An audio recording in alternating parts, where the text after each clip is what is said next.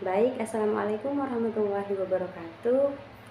Perkenalkan, nama saya Witri Handayani Srega dengan NIM 2303200037 dari program studi agribisnis jurusan Agribisnis Fakultas Pertanian Universitas Malikusareh.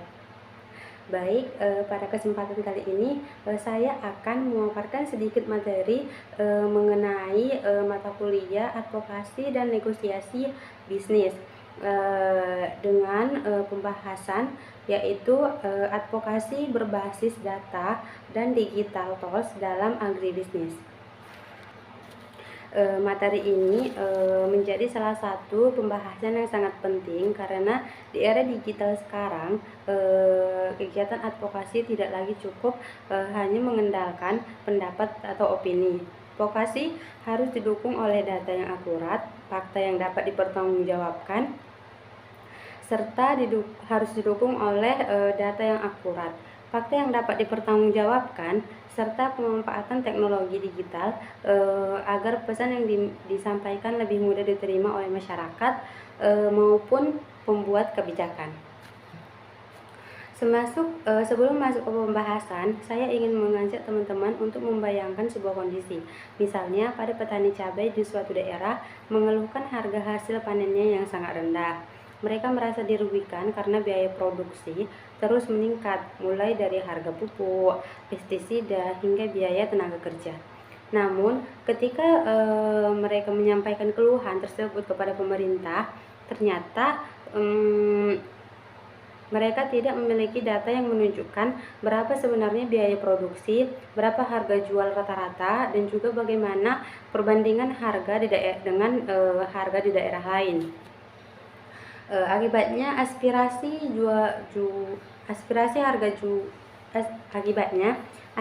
mereka menjadi kurang kuat karena tidak memiliki bukti yang mendukung untuk pernyataan tersebut. Nah, dari contoh sederhana itu kita bisa memahami bahwa dalam melakukan advokasi kita tidak cukup hanya mengatakan bahwa suatu kondisi sedang buruk. Kita juga harus mampu membuktikannya melalui data yang valid.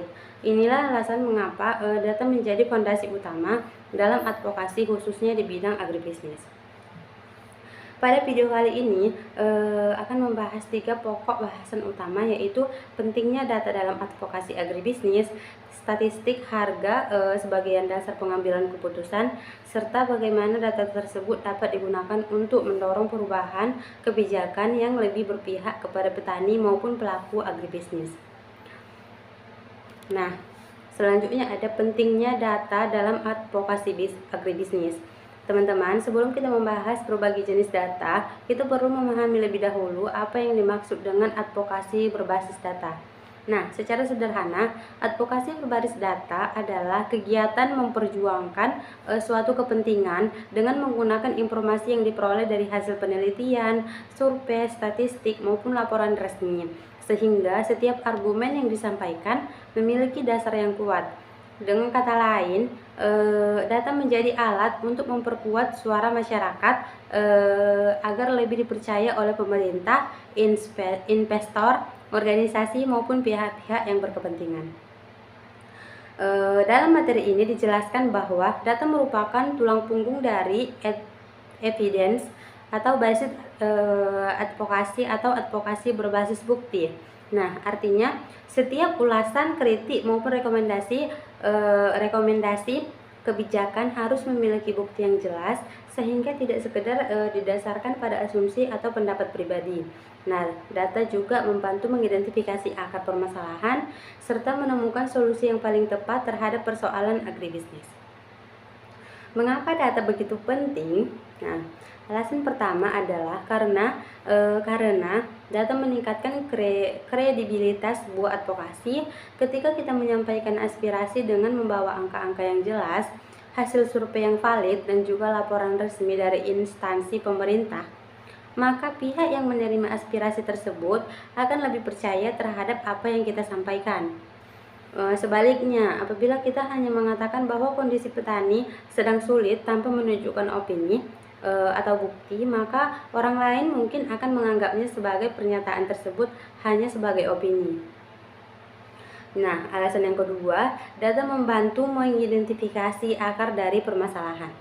Misalnya, produksi pada suatu daerah mengalami penurunan.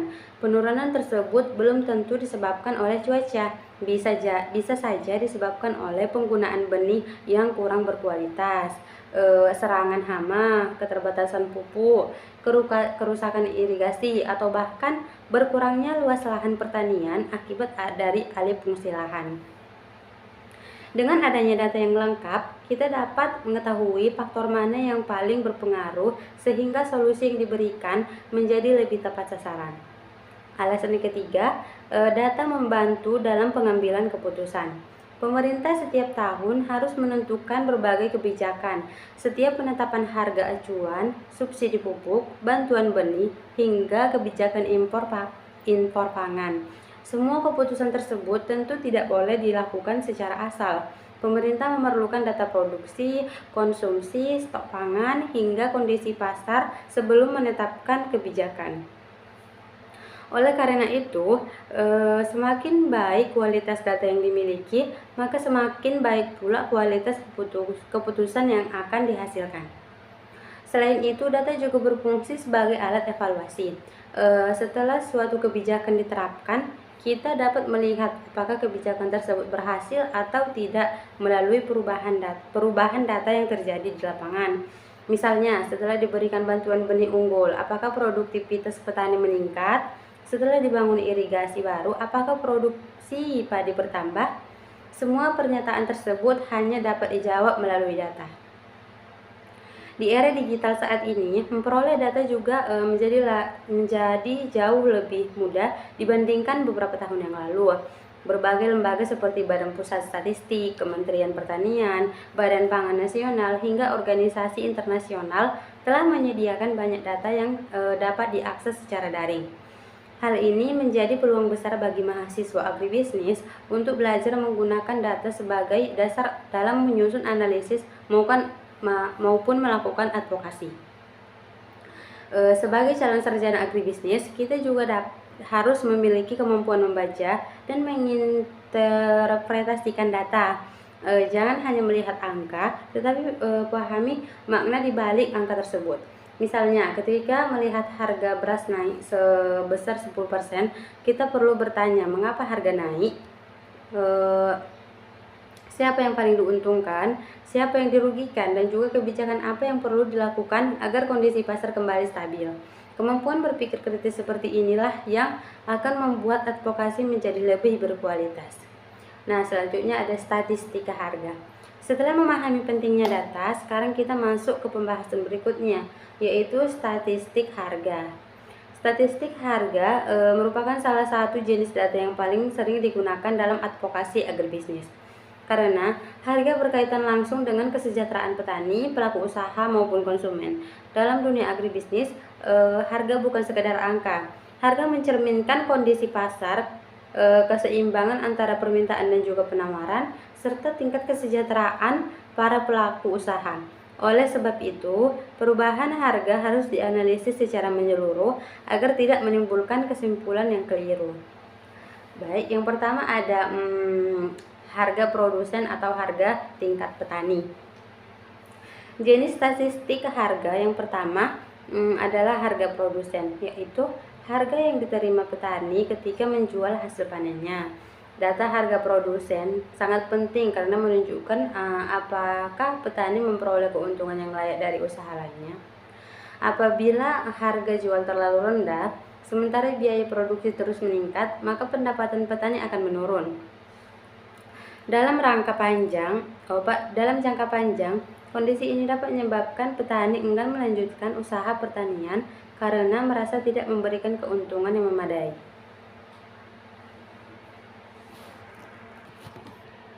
Misalnya, seorang petani cabai mengeluarkan biaya produksi sebesar 20.000 per kilogramnya, tetapi saat panen harga jual di tingkat petani hanya 15.000 per kilogram.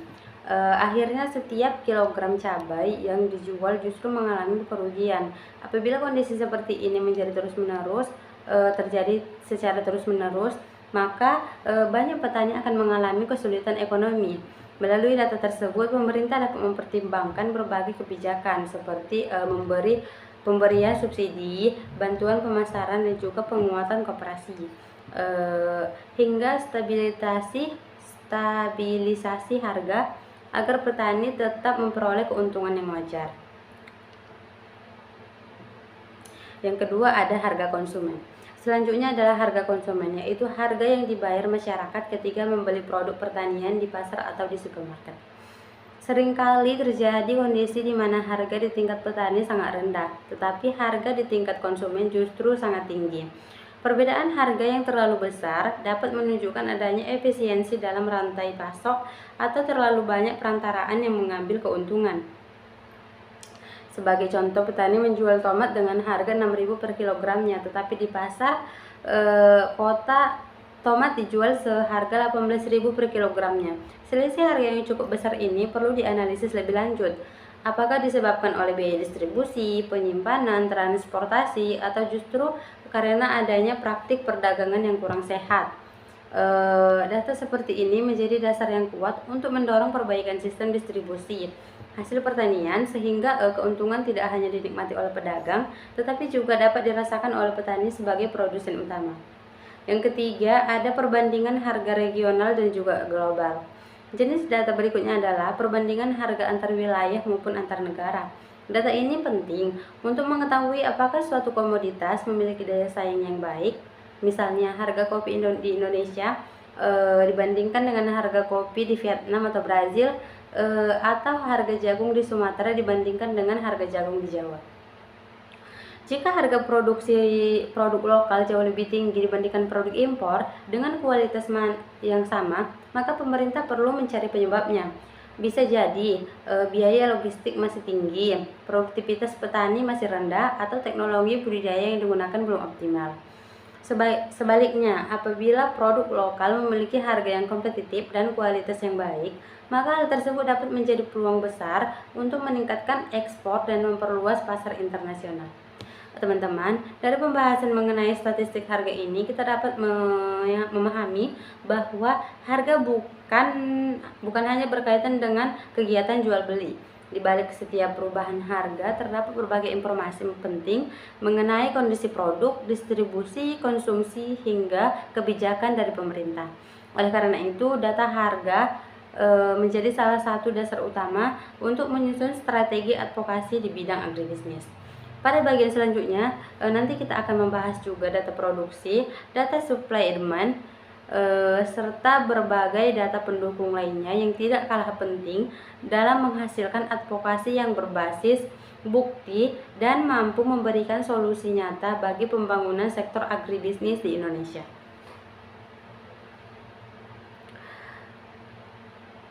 Selanjutnya ada data produksi, data supply demand, dan juga data pendukung lainnya.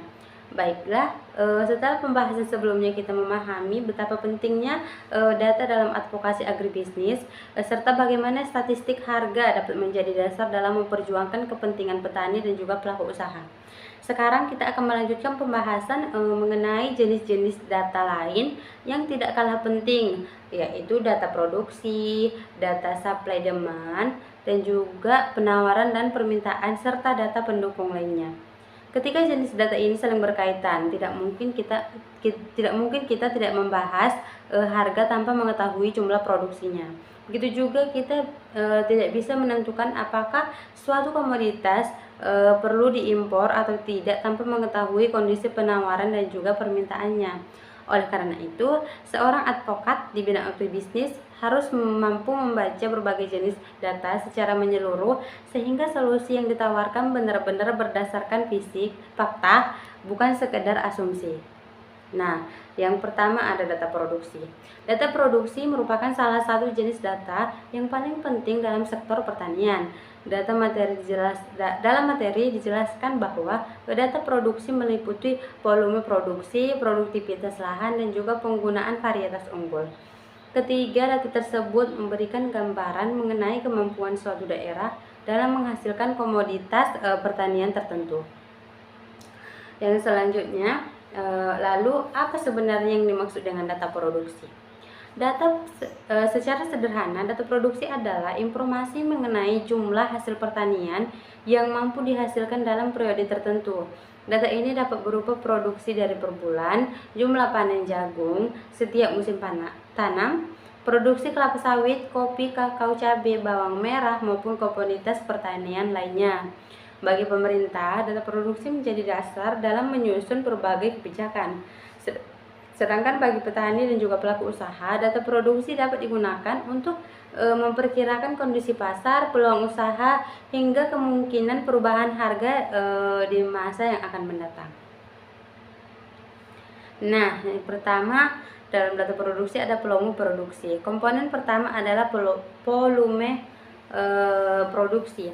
Volume produksi menunjukkan berapa hasil pertanian yang berhasil diproduksi oleh suatu daerah dalam jangka waktu tertentu. Biasanya dinyatakan dalam satuan ton, kilogram, atau kuintal. Misalnya, Kabupaten A menghasilkan 500.000 ton padi dalam 1 tahun, sedangkan Kabupaten B menghasilkan 250.000 ton. Dari data tersebut kita dapat melihat daerah mana yang memiliki kapasitas produksi yang lebih besar. Namun data volume produksi tidak hanya digunakan untuk mengetahui jumlah hasil panen saja. Data ini juga dapat menjadi indikator adanya suatu permasalahan. Sebagai contoh, apabila produksi cabai di suatu daerah telah mengalami penurunan selama 3 tahun berturut-turut, tentu saja kondisi ini perlu dianalisis lebih lanjut. Apakah penyebabnya karena perubahan iklim, serangan organisme pengganggu tanaman, berkurangnya luas lahan, meningkatnya biaya produksi, atau justru karena petani beralih menanam komoditas lain.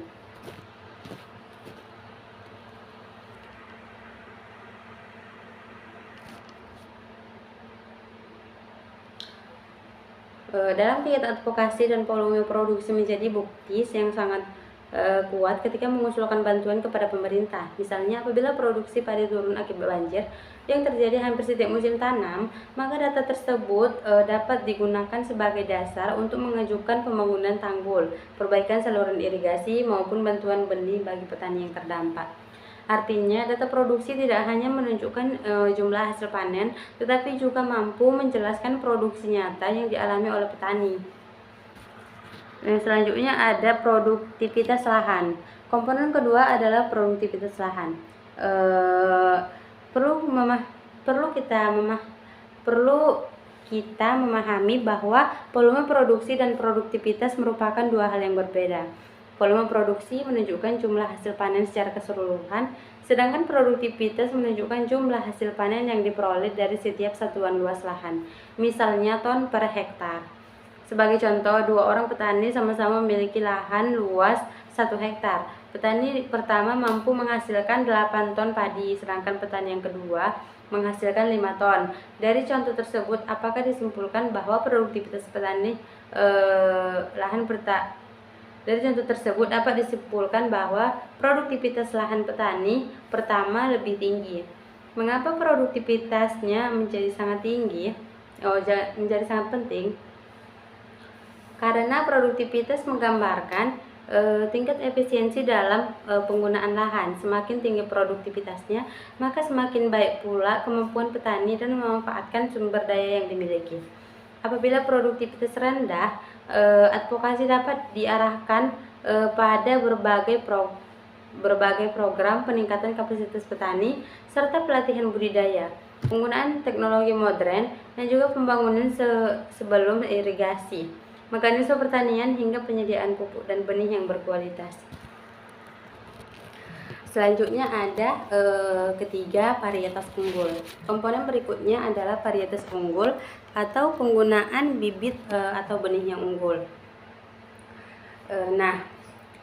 Varietas unggul merupakan jenis tanaman yang telah dikembangkan hingga memiliki berbagai kelebihan, misalnya hasil panen lebih tinggi, lebih tahan terhadap hama dan juga penyakit, lebih cepat dipanen atau lebih mampu beradaptasi terhadap perubahan iklim.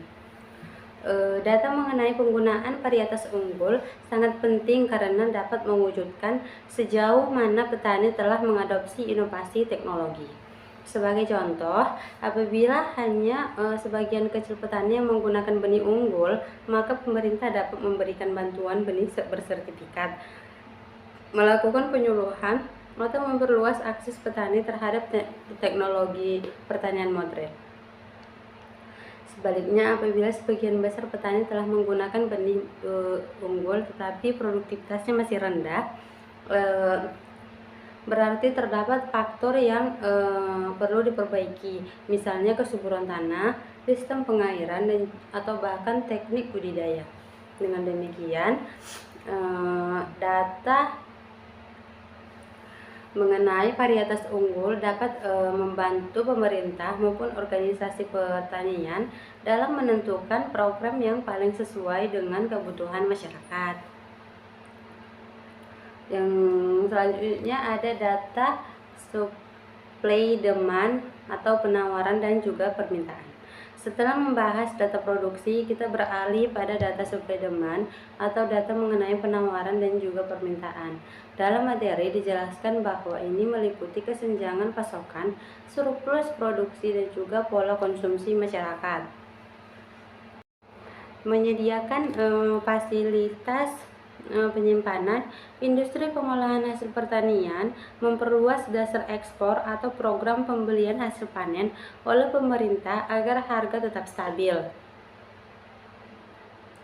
Dengan demikian, surplus produksi dapat memberikan manfaat apabila dikelola melalui kebijakan yang tepat. Komponen terjadi yang ketiga ada pola konsumsi. Komponen terakhir dalam data supply demand adalah pola konsumsi masyarakat.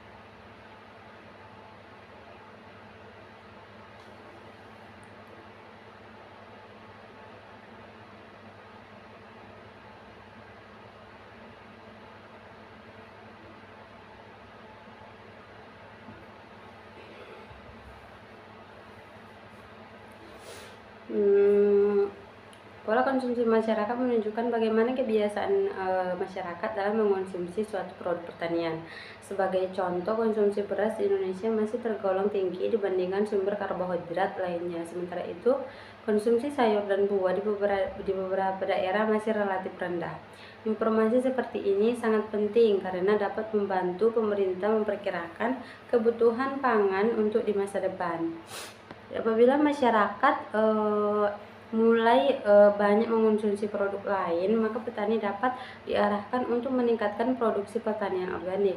Begitu juga apabila permintaan terhadap kopi spesiality meningkat, maka petani kopi dapat diberikan pelatihan mengenai peningkatan kualitas pasca panen. Dengan memahami pola konsumsi, produksi dapat disesuaikan dengan kebutuhan pasar, sehingga risiko kerugian akibat kelebihan produksi dapat dikurangi. Data pendukung lainnya, selain dari data produksi dan juga supply demand, terdapat pula data pendukung yang tidak kalah penting untuk kegiatan advokasi agribisnis. Dalam materi disebut bahwa data tersebut meliputi data sosial ekonomi petani, dampak lingkungan, serta akses pasar. Yang pertama ada data sosial ekonomi. Data sosial ekonomi memberikan gambaran mengenai kondisi kehidupan petani. Misalnya, tingkat pendapatan, tingkat pendidikan, jumlah anggota keluarga, kepemilikan lahan, atau akses terhadap modal usaha, hingga kemampuan memperoleh teknologi. Mengapa data ini penting? Karena tujuan pembangunan pertanian bukan hanya meningkatkan produksi, tetapi juga meningkatkan kesejahteraan petani.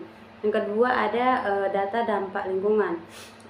Petani juga harus memperhatikan aspek keberlanjutan. Oleh karena itu, mengenai kondisi lingkungan menjadi bagian penting dalam advokasi.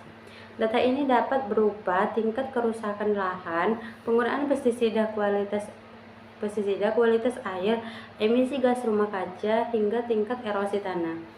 Apabila suatu wilayah mengalami penurunan kualitas tanah akibat penggunaan pupuk kimia secara berlebihan, maka advokasi dapat diarahkan pada penerapan pertanian ramah lingkungan, penggunaan pupuk organik, konversi lahan, maupun teknologi yang lebih Selanjutnya ada data akses pasar. Data terakhir adalah akses pasar. Produksi yang tidak tinggi tidak akan memberikan manfaat apabila petani kesulitan menjual hasil panennya. Oleh karena itu, data mengenai kondisi jalan, sarana transportasi, gudang penyimpanan, pasar induk, hingga akses terhadap platform digital menjadi informasi yang sangat penting.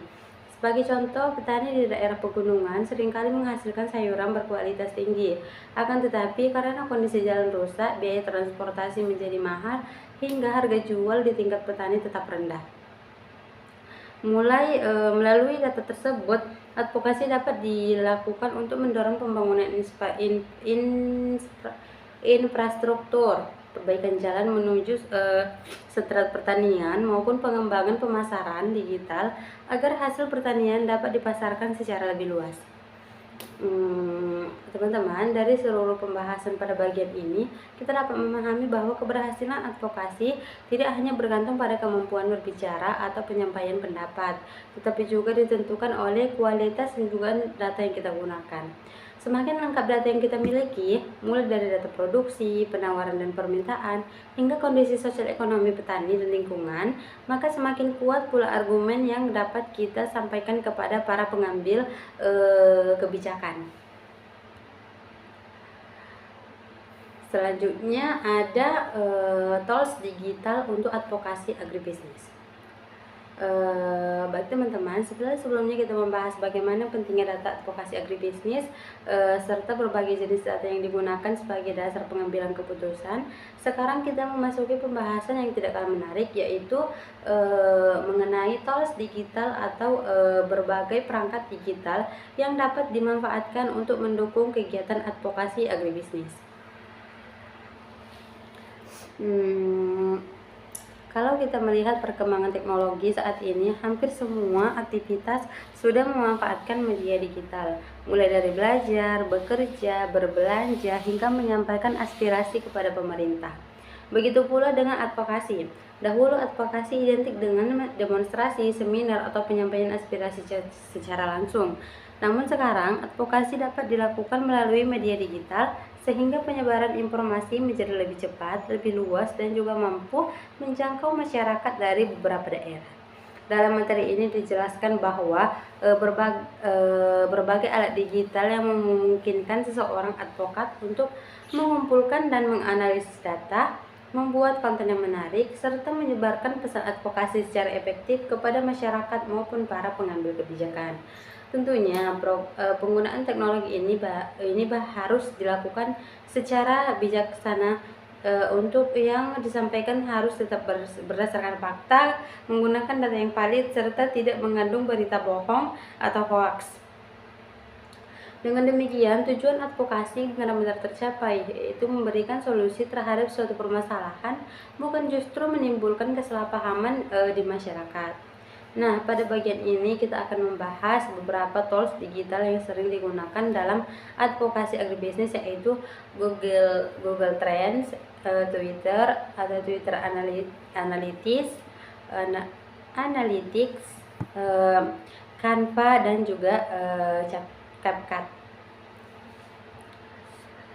Google Trends untuk advokasi agribisnis. Tools digital adalah tools digital pertama yang kita bahas adalah Google Trends.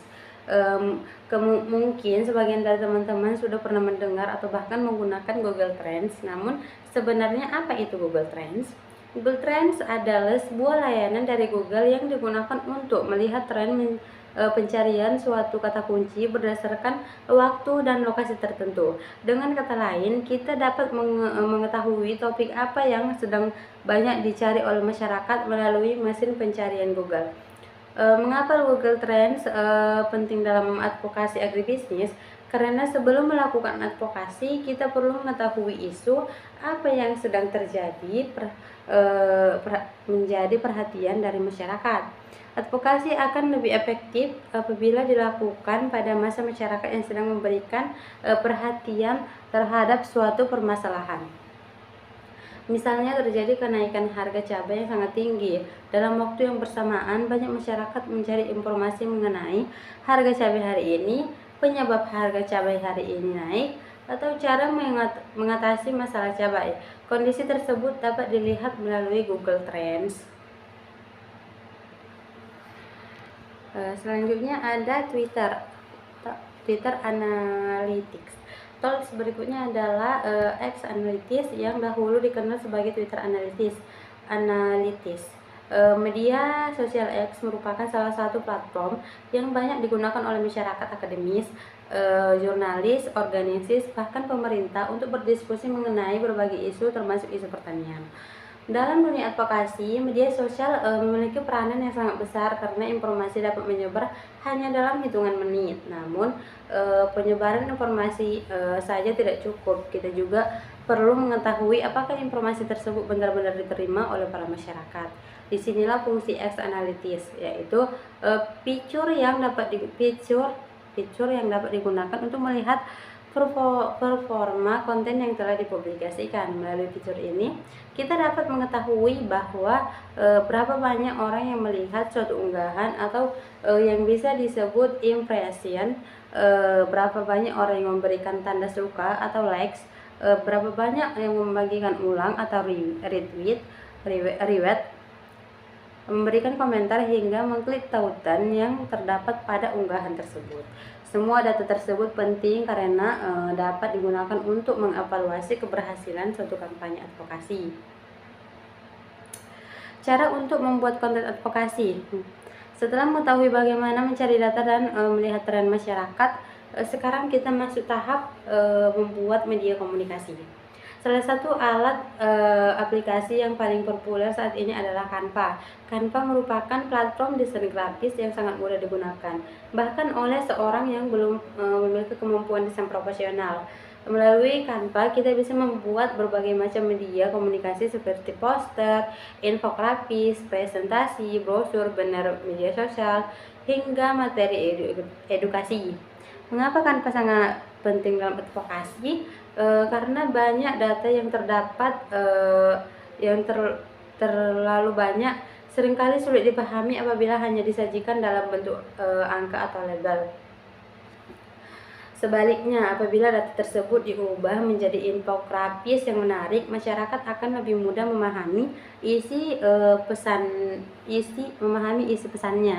Sebagai contoh, bayangkan kita ingin menjelaskan bahwa produksi bawang merah turun sebesar 15% akibat perubahan cuaca. Jika informasi tersebut hanya ditulis dalam bentuk paragraf, mungkin tidak semua orang tertarik membacanya. Namun apabila dibuat menjadi infografis berisi gambar lahan pertanian, grafik penurunan produksi, serta penjelasan singkat mengenai penyebabnya, maka masyarakat akan jauh lebih mudah memahami informasi tersebut. Selain itu, Canva menyediakan banyak template yang dapat disesuaikan dengan kebutuhan. Kita tidak perlu memulai desain dari awal karena sudah tersedia berbagai pilihan desain yang menarik. Dalam kegiatan advokasi agribisnis, Canva dapat digunakan untuk membuat poster edukasi mengenai penggunaan pupuk yang tepat, infografis mengenai harga komoditas pertanian, presentasi untuk seminar, hingga materi kampanye mengenai pentingnya menjaga ketahanan pangan nasional. Meskipun Canva sangat memudahkan proses desain, kita tetap harus memperhatikan kualitas isi kontennya. Jangan hanya membuat desain yang menarik, tetapi pastikan dulu seluruh data yang digunakan berasal dari sumber yang terpercaya. Karena tujuan utama advokasi bukan hanya sekedar menarik perhatian masyarakat, melainkan menyampaikan informasi yang benar dan dapat dipertanggungjawabkan. Yang selanjutnya ada CapCut untuk video kampanye. Tools digital berikutnya adalah CapCut, yaitu saat ini video menjadi salah satu bentuk konten yang paling banyak diminati oleh masyarakat. Platform seperti YouTube, TikTok, Instagram Reels, hingga Facebook lebih banyak menampilkan konten berbentuk video karena lebih mudah dipahami dan lebih menarik dibandingkan tulisan panjang. CapCut merupakan aplikasi editing video yang dapat digunakan melalui telepon genggam maupun komputer. Aplikasi ini menyediakan berbagai fitur yang memudahkan pengguna membuat video dengan hasil yang menarik tanpa harus memiliki kemampuan editing profesional. Dalam advokasi agribisnis, CapCut memiliki banyak manfaat. Misalnya ketika mahasiswa melakukan pengabdian kepada masyarakat dan penelitian di desa, mereka dapat mendokumentasikan kondisi lahan pertanian, mewawancarai petani, menunjukkan proses budidaya, hingga memperhatikan berbagai tanaman yang dihadapi petani di lapangan. Seluruh dokumentasi tersebut dapat diunggah di media sosial sehingga semakin banyak masyarakat yang mengetahui kondisi nyata di sektor pertanian. Selain itu, video ini juga memiliki kekuatan emosional yang lebih besar dibandingkan tulisan. Ketika masyarakat melihat langsung bagaimana perjuangan petani menghadapi kekeringan banjir atau harga hasil panen yang rendah, rasa empati mereka akan lebih mudah muncul. Hal inilah membuat video menjadi salah satu media advokasi yang sangat efektif. Namun demikian, dalam membuat video advokasi juga harus menjaga etika. Informasi yang ditampilkan harus sesuai dengan kondisi yang sebenarnya. Jangan merekayasa situasi yang tidak mendapatkan perhatian masyarakat.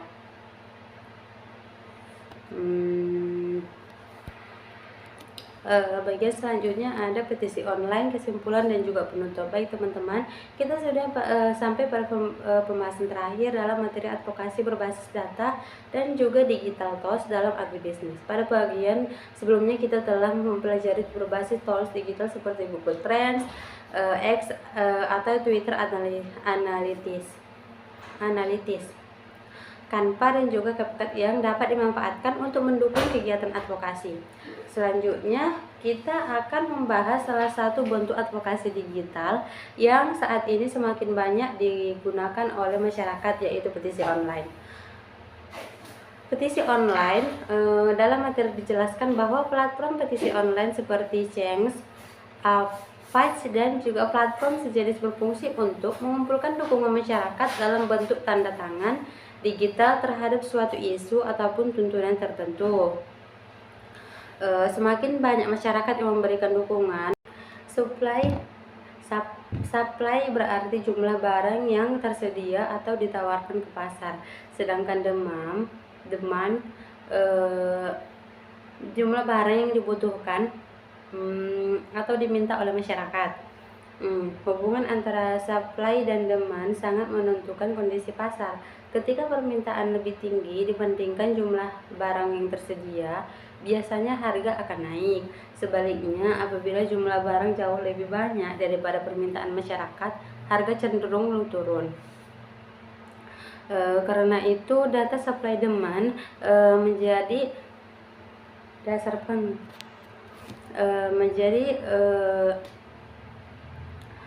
dasar penting dalam menentukan berbagai kebijakan pangan nasional. Yang pertama ada kesenjangan pasokan. Kesenjangan pasokan terjadi ketika jumlah produksi dalam negeri tidak mampu memenuhi kebutuhan dari masyarakat. Misalnya, kebutuhan kedelai nasional mencapai 3 juta ton setiap tahun, sedangkan produksi dalam negeri hanya mampu 1 juta ton. Akhirnya terdapat kekurangan pasokan sebanyak 2 juta ton. Data seperti ini sering digunakan pemerintah sebagai dasar dalam menentukan kebijakan impor. Namun demikian, advokasi tidak terlalu bertujuan mendukung impor. Data yang sama juga dapat digunakan untuk mendorong peningkatan produksi dalam negeri melalui pemberian bantuan kepada petani, pengembangan lahan baru, peningkatan produktivitas, maupun penggunaan teknologi yang lebih modern. Jadi, data bukan menentukan keputusan, melainkan menjadi dasar dalam memilih solusi terbaik sesuai dengan kondisi yang telah terjadi. Yang selanjutnya ada surplus produksi. Surplus produksi, kondisi berikutnya adalah surplus produksi, yaitu ketika jumlah hasil panen lebih besar dibandingkan dengan kebutuhan masyarakat. Sekilas kondisi ini terlihat menguntungkan karena produksi meningkat, akan tetapi jika tidak diimbangi dengan pemasaran yang baik, surplus justru dapat menyebabkan harga hasil pertanian turun drastis. Misalnya saat musim panen raya mangga, hampir semua petani memanen buah pada waktu yang bersamaan. Akibatnya jumlah mangga di pasar sangat melimpah sehingga harga menjadi sangat rendah.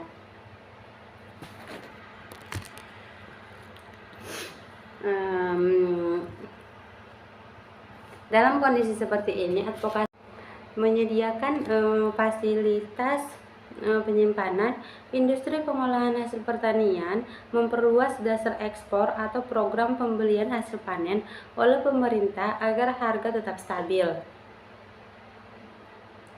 Dengan demikian, surplus produksi dapat memberikan manfaat apabila dikelola melalui kebijakan yang tepat.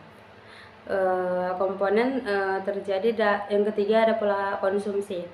Komponen terakhir dalam data supply demand adalah pola konsumsi masyarakat.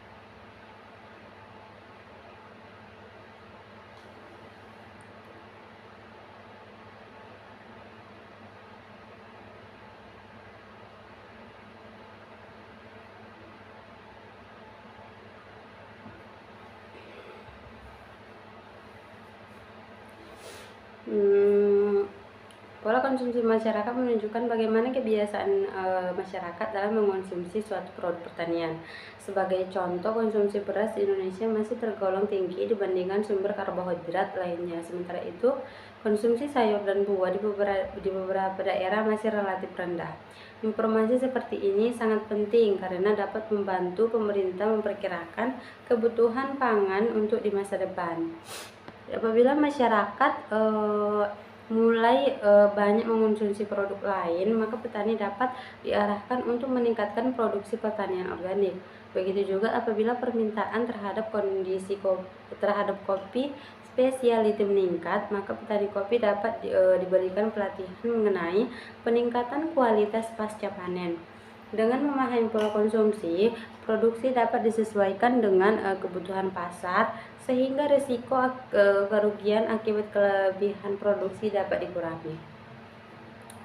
Data pendukung lainnya selain dari data produksi dan juga supply demand, terdapat pula data pendukung yang tidak kalah penting untuk kegiatan advokasi agribisnis.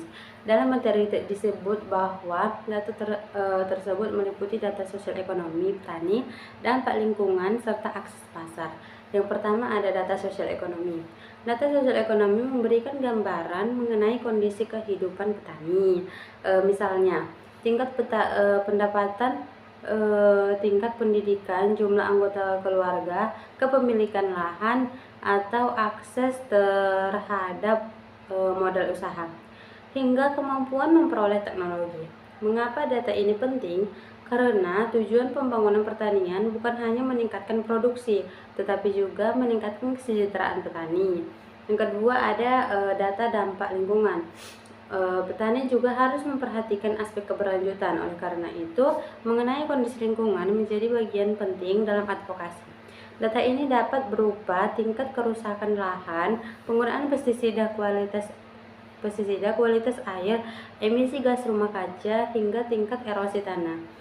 Apabila suatu wilayah mengalami penurunan kualitas tanah akibat penggunaan pupuk kimia secara berlebihan, maka advokasi dapat diarahkan pada penerapan pertanian ramah lingkungan, penggunaan pupuk organik, konversi lahan, maupun teknologi yang lebih berkelanjutan. Selanjutnya ada data akses pasar. Data terakhir adalah akses pasar. Produksi yang tidak tinggi tidak akan memberikan manfaat apabila petani kesulitan menjual hasil panennya. Oleh karena itu, data mengenai kondisi jalan, sarana transportasi, gudang penyimpanan, pasar induk, hingga akses terhadap platform digital menjadi informasi yang sangat penting. Sebagai contoh, petani di daerah pegunungan seringkali menghasilkan sayuran berkualitas tinggi. Akan tetapi, karena kondisi jalan rusak, biaya transportasi menjadi mahal, hingga harga jual di tingkat petani tetap rendah. Melalui data tersebut, advokasi dapat dilakukan untuk mendorong pembangunan infrastruktur, perbaikan jalan menuju seterat pertanian, maupun pengembangan pemasaran digital agar hasil pertanian dapat dipasarkan secara lebih luas. Teman-teman, dari seluruh pembahasan pada bagian ini, kita dapat memahami bahwa keberhasilan advokasi tidak hanya bergantung pada kemampuan berbicara atau penyampaian pendapat, tetapi juga ditentukan oleh kualitas dan juga data yang kita gunakan. Semakin lengkap data yang kita miliki, mulai dari data produksi, penawaran dan permintaan, hingga kondisi sosial ekonomi petani dan lingkungan, maka semakin kuat pula argumen yang dapat kita sampaikan kepada para pengambil kebijakan. Selanjutnya ada tools digital untuk advokasi agribisnis. Baik teman-teman, sebelumnya kita membahas bagaimana pentingnya data advokasi agribisnis serta berbagai jenis data yang digunakan sebagai dasar pengambilan keputusan. Sekarang kita memasuki pembahasan yang tidak kalah menarik, yaitu mengenai tools digital atau berbagai perangkat digital yang dapat dimanfaatkan untuk mendukung kegiatan advokasi agribisnis. Kalau kita melihat perkembangan teknologi saat ini, hampir semua aktivitas sudah memanfaatkan media digital, mulai dari belajar, bekerja, berbelanja, hingga menyampaikan aspirasi kepada pemerintah. Begitu pula dengan advokasi. Dahulu advokasi identik dengan demonstrasi, seminar, atau penyampaian aspirasi secara langsung. Namun sekarang, advokasi dapat dilakukan melalui media digital, sehingga penyebaran informasi menjadi lebih cepat, lebih luas, dan juga mampu menjangkau masyarakat dari beberapa daerah. Dalam materi ini dijelaskan bahwa berbagai alat digital yang memungkinkan seseorang advokat untuk mengumpulkan dan menganalisis data, membuat konten yang menarik, serta menyebarkan pesan advokasi secara efektif kepada masyarakat maupun para pengambil kebijakan. Tentunya penggunaan teknologi ini harus dilakukan secara bijaksana. Untuk yang disampaikan harus tetap berdasarkan fakta, menggunakan data yang valid, serta tidak mengandung berita bohong atau hoax. Dengan demikian, tujuan advokasi benar-benar tercapai, yaitu memberikan solusi terhadap suatu permasalahan, bukan justru menimbulkan kesalahpahaman di masyarakat.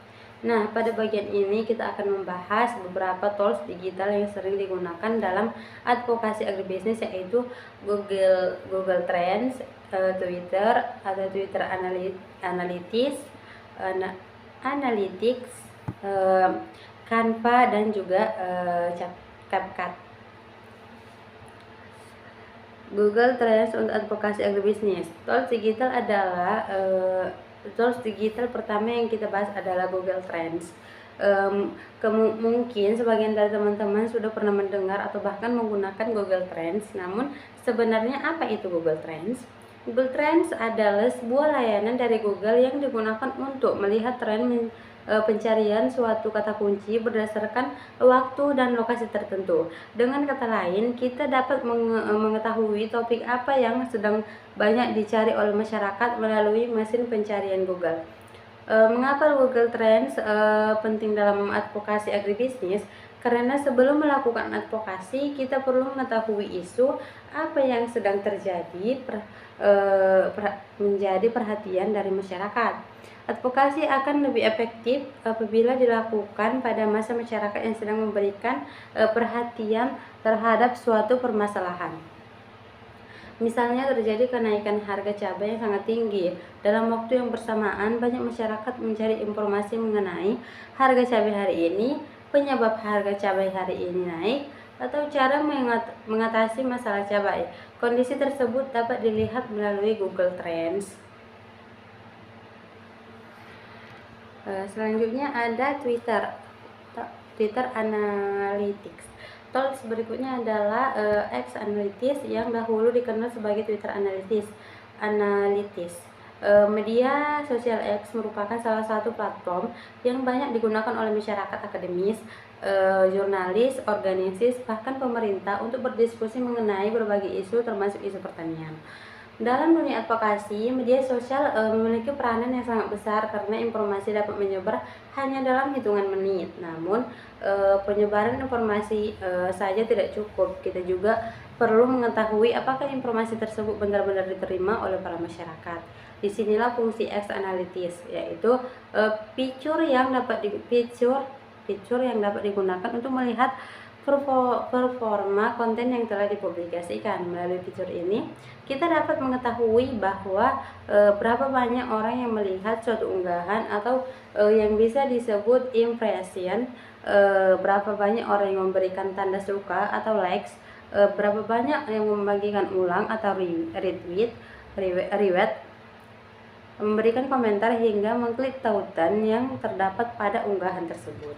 Semua data tersebut penting karena dapat digunakan untuk mengevaluasi keberhasilan suatu kampanye advokasi. Cara untuk membuat konten advokasi.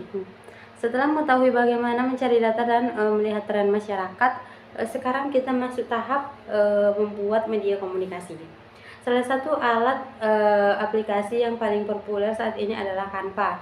Canva merupakan platform desain grafis yang sangat mudah digunakan, bahkan oleh seorang yang belum memiliki kemampuan desain profesional. Melalui Canva, kita bisa membuat berbagai macam media komunikasi seperti poster, infografis, presentasi, brosur, banner media sosial, hingga materi edukasi. Mengapa Canva sangat penting dalam advokasi? Karena banyak data yang terdapat yang terlalu banyak, seringkali sulit dipahami apabila hanya disajikan dalam bentuk angka atau label. Sebaliknya, apabila data tersebut diubah menjadi infografis yang menarik, masyarakat akan lebih mudah memahami isi pesannya. Sebagai contoh, bayangkan kita ingin menjelaskan bahwa produksi bawang merah turun sebesar 15% akibat perubahan cuaca. Jika informasi tersebut hanya ditulis dalam bentuk paragraf, mungkin tidak semua orang tertarik membacanya. Namun apabila dibuat menjadi infografis berisi gambar lahan pertanian, grafik penurunan produksi, serta penjelasan singkat mengenai penyebabnya, maka masyarakat akan jauh lebih mudah memahami informasi tersebut. Selain itu, Canva menyediakan banyak template yang dapat disesuaikan dengan kebutuhan. Kita tidak perlu memulai desain dari awal karena sudah tersedia berbagai pilihan desain yang menarik. Dalam kegiatan advokasi agribisnis, Canva dapat digunakan untuk membuat poster edukasi mengenai penggunaan pupuk yang tepat, infografis mengenai harga komoditas pertanian, presentasi untuk seminar, hingga materi kampanye mengenai pentingnya menjaga ketahanan pangan nasional. Meskipun Canva sangat memudahkan proses desain, kita tetap harus memperhatikan kualitas isi kontennya. Jangan hanya membuat desain yang menarik, tetapi pastikan dulu seluruh data yang digunakan berasal dari sumber yang terpercaya. Karena tujuan utama advokasi bukan hanya sekedar menarik perhatian masyarakat, melainkan menyampaikan informasi yang benar dan dapat dipertanggungjawabkan. Yang selanjutnya ada CapCut untuk video kampanye. Tools digital berikutnya adalah CapCut, yaitu saat ini video menjadi salah satu bentuk konten yang paling banyak diminati oleh masyarakat. Platform seperti YouTube, TikTok, Instagram Reels, hingga Facebook lebih banyak menampilkan konten berbentuk video karena lebih mudah dipahami dan lebih menarik dibandingkan tulisan panjang. CapCut merupakan aplikasi editing video yang dapat digunakan melalui telepon genggam maupun komputer. Aplikasi ini menyediakan berbagai fitur yang memudahkan pengguna membuat video dengan hasil yang menarik tanpa harus memiliki kemampuan editing profesional. Dalam advokasi agribisnis, CapCut memiliki banyak manfaat. Misalnya ketika mahasiswa melakukan pengabdian kepada masyarakat dan penelitian di desa, mereka dapat mendokumentasikan kondisi lahan pertanian, mewawancarai petani, menunjukkan proses budidaya, hingga memperhatikan berbagai tanaman yang dihadapi petani di lapangan. Seluruh dokumentasi tersebut dapat diunggah di media sosial sehingga semakin banyak masyarakat yang mengetahui kondisi nyata di sektor pertanian. Selain itu, video ini juga memiliki kekuatan emosional yang lebih besar dibandingkan tulisan. Ketika masyarakat melihat langsung bagaimana perjuangan petani menghadapi kekeringan banjir atau harga hasil panen yang rendah, rasa empati mereka akan lebih mudah muncul. Hal inilah membuat video menjadi salah satu media advokasi yang sangat efektif. Namun demikian, dalam membuat video advokasi juga harus menjaga etika. Informasi yang ditampilkan harus sesuai dengan kondisi yang sebenarnya. Jangan merekayasa situasi yang tidak mendapatkan perhatian masyarakat.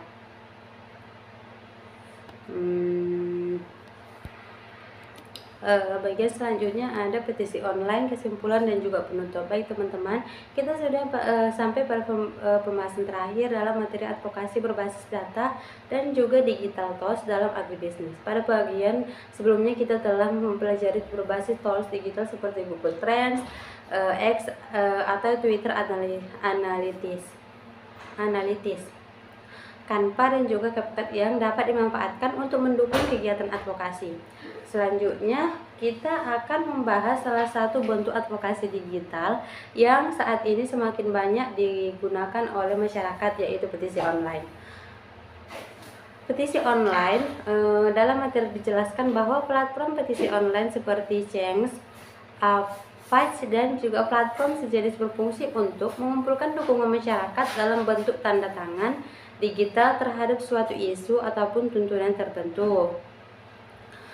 Semakin banyak masyarakat yang memberikan dukungan, maka semakin besar pula perhatian yang diperoleh dari pihak yang menjadi sasaran advokasi. Lalu sebenarnya apa yang dimaksud dengan petisi online? Petisi online merupakan sebuah pernyataan atau permohonan yang dibuat secara digital untuk meminta adanya perubahan terhadap suatu kebijakan, penyelesaian suatu masalah, atau bahkan perlindungan terhadap kepentingan masyarakat. Berbeda dengan petisi konvensional merupakan kertas atau tanda tangan secara langsung, petisi online jauh lebih praktis karena dapat diakses kapan saja dan dari mana saja. Seseorang yang berada di Aceh misalnya tetap dapat mendapat dukungan terhadap petisi yang dibuat oleh masyarakat yang di Jawa, Kalimantan, atau Sulawesi hanya melalui telepon genggam yang terhubung dengan internet. Dalam bidang agribisnis, petisi online dapat dimanfaatkan untuk memperjuangkan berbagai kepentingan petani, nelayan, peternak, maupun pelaku usaha pertanian lainnya. Contoh lainnya juga adalah ketika terjadi alih fungsi lahan pertanian produktif menjadi kawasan industri atau permukiman. Apabila kondisi tersebut mengancam ketahanan pangan suatu daerah, maka masyarakat dapat membuat petisi online yang bertujuan mendorong pemerintah mempertahankan lahan pertanian tersebut. Petisi juga dapat digunakan untuk mendukung peningkatan kesejahteraan petani, misalnya meminta pemerintah memperbaiki sistem distribusi pupuk bersubsidi, meningkatkan akses permodalan, membangun irigasi, perbaikan jalan menuju sentra pertanian, atau memberikan perlindungan harga bagi komoditas tertentu. Namun teman-teman, perlu juga kita pahami bahwa keberhasilan sebuah petisi online bukan hanya ditentukan oleh banyaknya tanda tangan yang diperoleh. Hal yang jauh lebih penting adalah kualitas isi petisi tersebut. Petisi yang baik harus menjelaskan secara rinci apa yang mendukung pernyataan tersebut, serta solusi apa yang diharapkan. Dengan demikian, pihak yang membaca petisi tidak hanya mengetahui adanya satu masalah, tetapi juga memahami mengapa masalah tersebut perlu segera diselesaikan. Selain itu, petisi online juga perlu dipublikasikan melalui berbagai media sosial agar jangkauannya semakin luas. Disinilah peran tools digital yang telah kita pelajari tadi sebelumnya. Misalnya, kita dapat menggunakan Canva untuk membuat infografis mengenai isi petisi, untuk membuat video singkat dan menjelaskan kondisi di lapangan, Google Trends untuk mengetahui waktu yang tepat dalam mempublikasikan petisi, serta X atau Twitter Analytics untuk mengevaluasi apakah kampanye yang dilakukan sudah menjangkau masyarakat secara luas. Artinya, seluruh tools digital tersebut sebenarnya saling melengkapi satu sama lain ketika digunakan secara bersamaan. Efektivitas advokasi akan menjadi jauh lebih besar dibandingkan apabila hanya menggunakan satu media saja. Meskipun demikian, kita juga harus menggunakan petisi online secara bertanggung jawab. Jangan membuat petisi yang hanya berdasarkan emosi atau informasi yang belum terbukti kebenarannya. Sebelum membuat petisi, pastikan terlebih dahulu bahwa seluruh data yang digunakan berasal dari sumber yang valid dan dapat dipertanggungjawabkan. Selain itu, bahasa yang digunakan juga harus santun, tidak mengandung unsur penghinaan, fitnah, maupun ujaran kebencian. Tujuan advokasi bukanlah menciptakan konflik, melainkan mencari solusi terbaik bagi semua pihak. Contoh studi kasus advokasi berbasis data dan juga digital tools dalam agribisnis, yaitu digitalisasi pertanian melalui program Kostratani di Indonesia. Agar teman-teman lebih memahami bagaimana advokasi berbasis data diterapkan dalam dunia nyata, mari kita lihat salah satu contoh yang ada di Indonesia, yaitu program Komando Strategis Pembangunan Pertanian atau yang lebih dikenal dengan Kostra Tani. Program ini merupakan salah satu program dari Kementerian Pertanian yang bertujuan menjadikan Balai Penyuluhan Pertanian atau BPP sebagai pusat kegiatan pembangunan pertanian di tingkat kecamatan. BPP tidak hanya berfungsi sebagai tempat penyuluhan kepada petani, tetapi juga menjadi pusat pengumpulan data pertanian, pusat konsultasi, pusat informasi ke teknologi, hingga pusat koordinasi terhadap program pembangunan pertanian. Dalam pelaksanaannya, para penyuluh pertanian secara rutin turun langsung ke lapangan untuk mengumpulkan berbagai informasi mengenai kondisi pertanian di wilayah binaannya.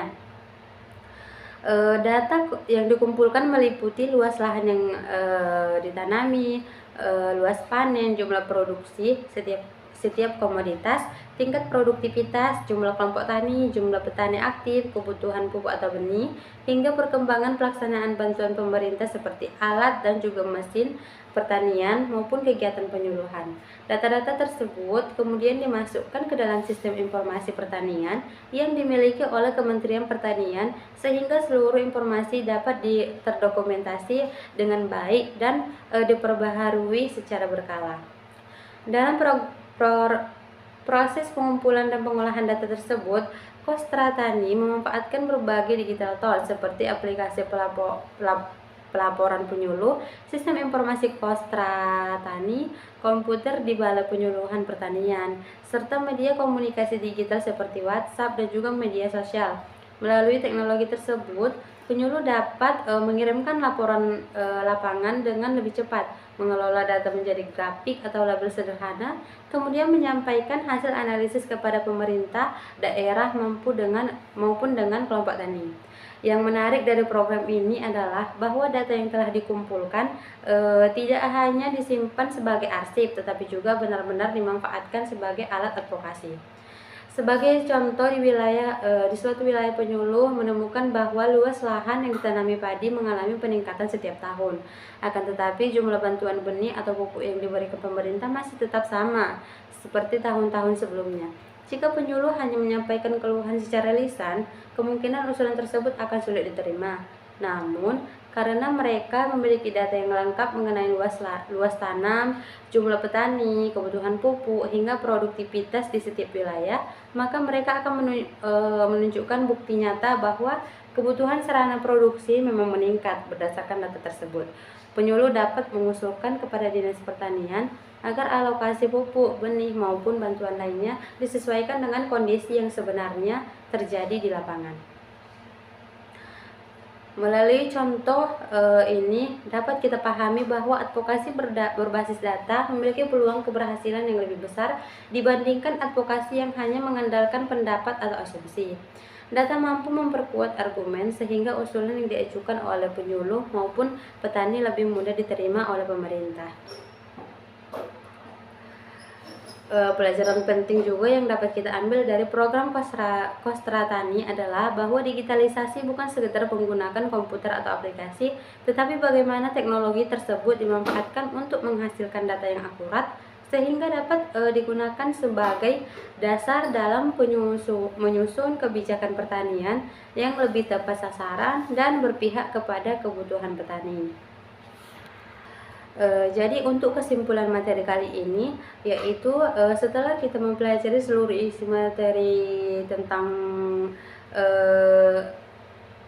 hari ini, kita dapat melihat bahwa advokasi di bidang agribisnis mengalami perkembangan yang sangat pesat seiring dengan kemajuan teknologi informasi.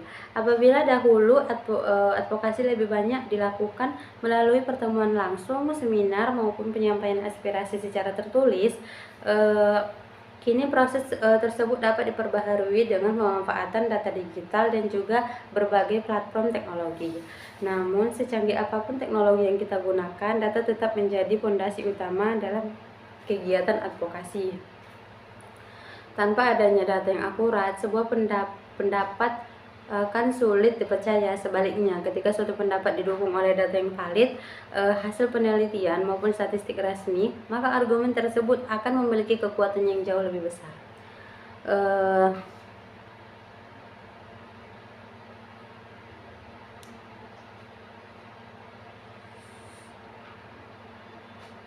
Selain mampu membaca data, seorang advokat juga harus mampu mengolah informasi tersebut menjadi media komunikasi yang mudah dipahami oleh masyarakat. Oleh karena itu, penguasa teknologi digital menjadi salah satu kompetensi yang sangat penting pada era sekarang. Google Trends membantu kita mengetahui isu yang sedang berkembang, X-Analytics membantu kita mengevaluasi efektivitas penyebaran informasi, Canva mempermudah pembuatan infografis di media edukasi, sedangkan petisi online menghasilkan video yang menarik menjadi salah satu sarana untuk mengumpulkan dukungan masyarakat terhadap suatu isu agribisnis. Apabila seluruh komponen tersebut dipadukan secara tepat, maka kegiatan advokasi tidak hanya mampu meningkatkan kesadaran masyarakat, tetapi juga dapat memberikan pengaruh terhadap proses pengambilan kebijakan yang lebih berpihak kepada petani, pelaku usaha, maupun pembangunan pertanian yang berkelanjutan.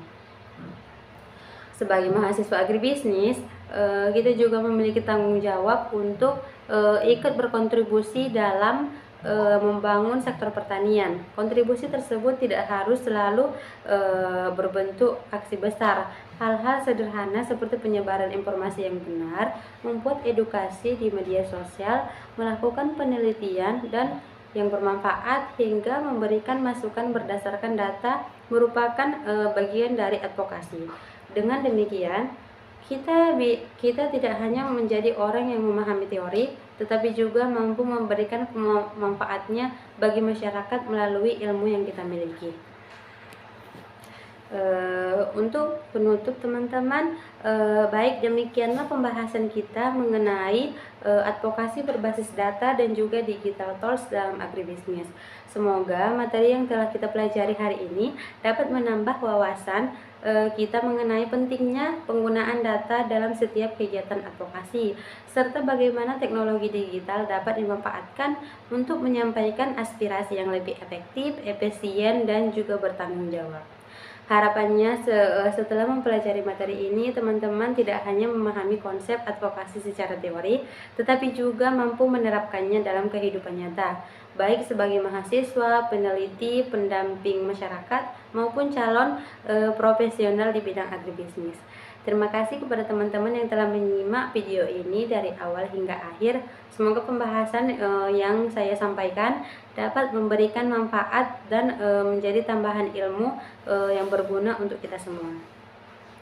Apabila masih terdapat materi saya yang belum dipahami, bisa untuk mencari sumber referensi yang lebih bagus di media sosial. Akhir kata saya ucapkan, saya Witri Handayani Siregar mengucapkan permintaan maaf jika apabila ada kata salah yang saya ucapkan. Wal akhir, assalamualaikum warahmatullahi wabarakatuh.